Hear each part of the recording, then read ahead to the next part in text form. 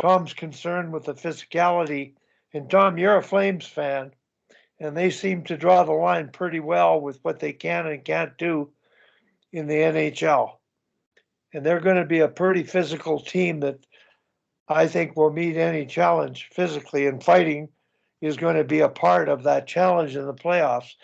I'm really intrigued about how the playoffs are going to go in terms of transitioning from pure hockey during the year.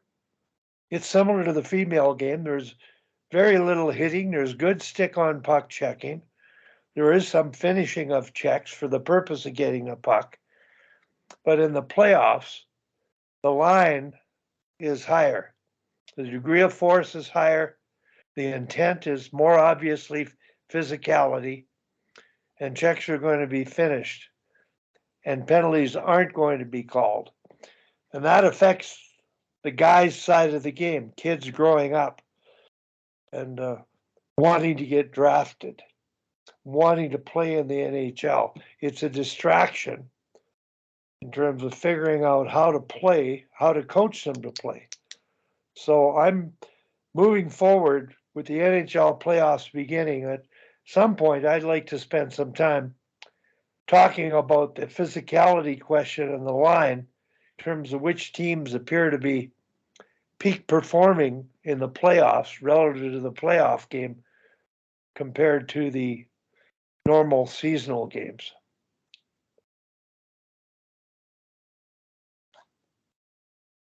Yeah, I think that,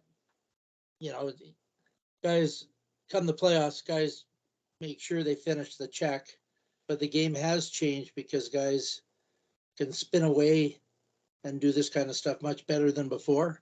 So if you go running around, you're taking yourself out of the play. Plus the power plays, some of them are so good, they can't afford to, they can't afford to be taking penalties. So that's kind of, and I think the first round, the penalties are called quite a bit still in the first round. It's once you get by the first round, it really gets pure 10 kind of hockey.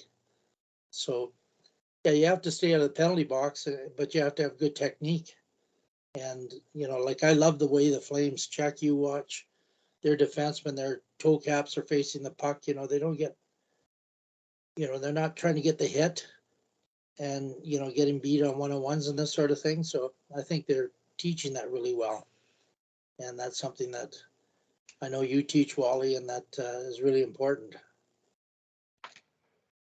I just wanted to mention here Ray Bennett, when he was coaching at St. Louis, this might be 10 years ago.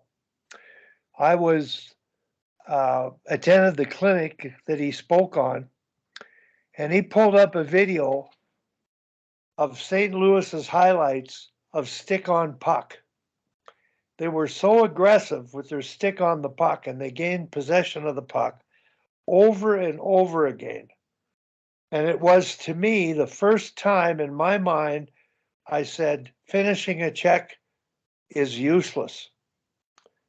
You take yourself out of position. And I use that video, and I have it on my site, and I use it at every coaching clinic for male coaches of male hockey who are advocating hitting and screaming and yelling hitting from the bench, which obviously ignores the intent of checking. But the stick on puck highlight, if you go to it, St. Louis stick on puck, type it in the website. Once I put this video on for everybody to view, you can search that topic and watch that 5-minute video. It was the best thing I've ever seen. And incidentally, Ray is still on the bench with Colorado now. And I think that it's just going to be really great to watch these great hockey teams and see where the line of contact is, how it's going to affect the officiating, affect the playing and the temperament of every team.